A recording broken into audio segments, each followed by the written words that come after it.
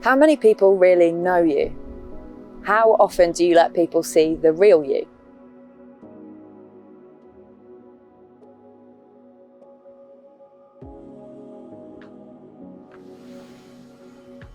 One of the things we're best at is hiding. Ever since Eden, we've been keeping out of sight. From God, from each other, and from ourselves. We duck behind everything we've been told we should be, projecting a model of ourselves based on someone else's standards. We're busy living our best life, except it's not. It's just what we think our best life should look like.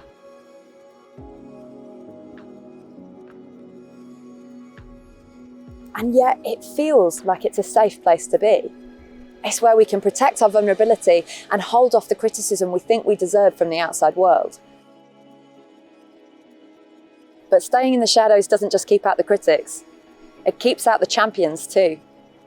We hide from the people who might offer us what we really long for deep down: to be seen, to be known, and to be loved.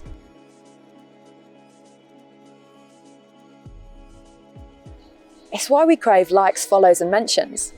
But all they are is a momentary lift that never fully satisfies. God is calling us to be authentic. He's asking us to live in the open and offer the world something valuable: our unique, true identity.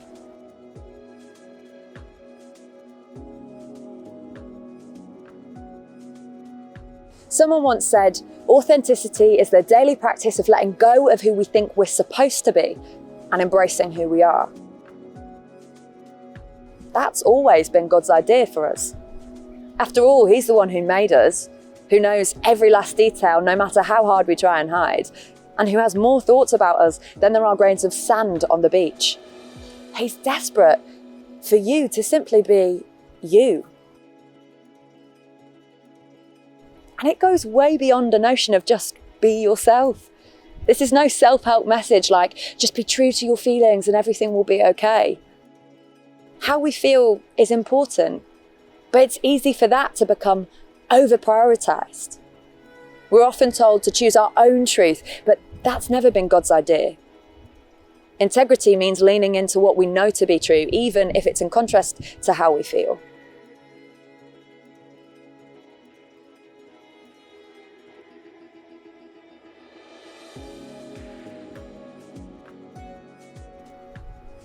This is about a lifestyle rooted in God's truth about who He made you to be. You see, this isn't just for our own benefit, it's for the good of God's kingdom. Paul tells us in Romans 8 that creation is groaning, waiting in eager expectation for the children of God to be revealed. He's talking about you and me. And when we grab hold of what it means to be revealed, it impacts the whole of creation. Living with authenticity and integrity means being willing to let the world see in, even when what they might see isn't perfect. We're great at hiding our flaws, but it also means we're shutting away the very part of us that has the power to change the world.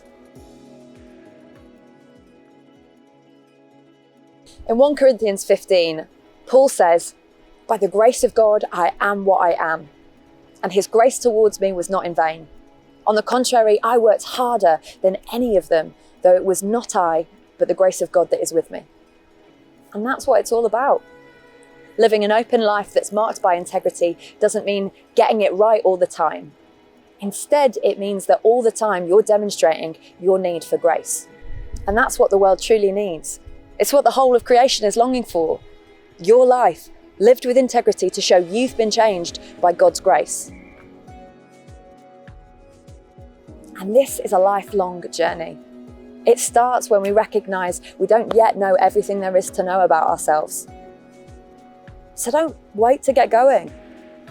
Carve out time to spend with your Heavenly Father, reading His Word, listening to His voice, and asking Him to show you more about who He made you to be.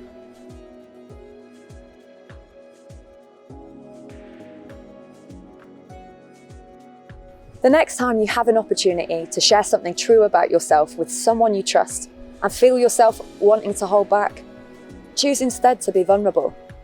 Shy away from the temptation to project an unreal picture of yourself online. And spend that time and energy instead investing in an authentic conversation with the person right in front of you. And ask God to show you an opportunity you've been saying no to because you're scared.